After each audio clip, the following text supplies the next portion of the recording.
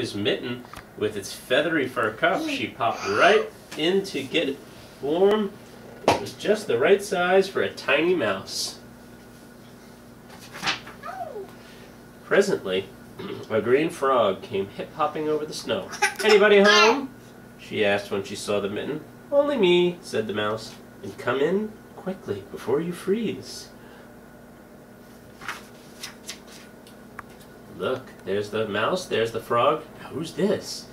They had no sooner settled themselves snugly in the red wool lining when an owl flew down. "May I join you in that lovely mitten?" he asked. "If you mind your manners," replied the mouse, "for owls make her nervous. And don't wiggle around too much," added the frog, "because it's a bit tight in here. Come on, we're still reading the story." Look, now there's the frog, the mouse, and the owl. It wasn't long before a rabbit came down the forest path.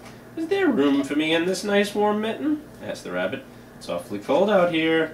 "Not much space left," said the mouse and the frog and the owl. "But come in, we'll see what we can do." Ooh, it's getting tight in there. Look, it's a fox. Now it looks like a home. They got like a little thing hanging out. Yeah, even before the rabbit had gotten herself tucked in, a fox trotted up to the mitten, and after a good deal of trouble, she got herself in along with the others. The mouse was beginning to think maybe she shouldn't have been so generous, but with the bitter wind outside, what else could she do? Oh my goodness, look at this place. It's got steps now. Yeah, but the mouse runs the show. And now, as if things weren't bad enough, the next visitor was a big gray wolf. Ooh, who wanted to come in too. "I don't know how we'll manage it," said the mouse, "but we'll try."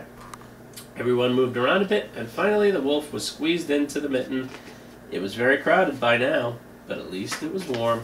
Yeah, that's right, we gotta turn the page. Next, holy moly. Things had just gotten arranged nicely. Look at the frog, he's made a window for himself. Things had just gotten arranged nicely when the animals heard a great snorting. It was a wild boar. He was very anxious to get out of the wind. "Oh dear," cried the mouse, for the mitten was already beginning to stretch a little. "We just don't have any more room." "I'll be very careful," said the boar. With that, he squinched himself into the mitten. Along with the mouse and the frog, the owl, the rabbit, the fox, and the wolf. I know this is so because my grandfather told me. Look at that. This is a big mitten. It's a bear. How's a bear gonna fit in the mitten? Where are you going? Hey, we're almost done. Lily! Lily! Come here. Look. But the worst was yet to come. Well, who should appear now but a bear? He was very big and very cold. "No room, no room," cried the animals, even before the bear had a chance to speak. Ugh. Look at this. This is absurd. "Nonsense," said the bear. "There's always room for one more." And without so much as a please or a thank you, he began crawling into the mitten. Hey, we're still reading the story. He put his paw in first, and the mitten creaked and groaned. He put his other paw in, and one of the seams popped. Then he took a big breath and pushed himself in. Look at this. Look at this, Lily. Now, while all this was going on, along came a little black cricket. She was very old, and her creaky legs ached with the cold. "Lily! Lily! Come here!" She was very cold, and her creaky legs ached with the cold. When she saw the mitten, she said to herself, "Now that looks like a nice warm place. I'll just hop over and see if I can squeeze in too." Yeah, look. We're almost done. Oh, come on. Look.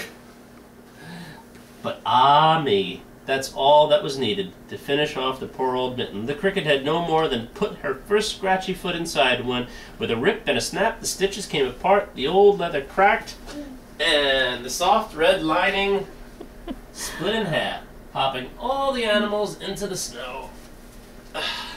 Look at that thing. What a mess. They went everywhere. They all fell out. Well, at this very moment, the little boy discovered that he had only one mitten. So back he went to see where it might have dropped. The other one, yeah. But all he could find were the ripped apart pieces. And he thought he saw a little mouse scurrying away with a bit of red wool perched on her head. It looked very much like the lining from the thumb of his missing mitten. "Oh well," said the boy, as he struggled his cold hand inside his new coat. "My grandmother will surely have my new mittens finished by now." Then he hurried home with the north wind nipping at his cheek. Look, there's the mitten. How did that little mitten hold all those animals? And my grandfather says he never did know what really happened to his mitten. The end. That's the best story. I love that story. I've always loved that story. I thought, how did all those animals fit in there? How did they all fit in there? I don't know.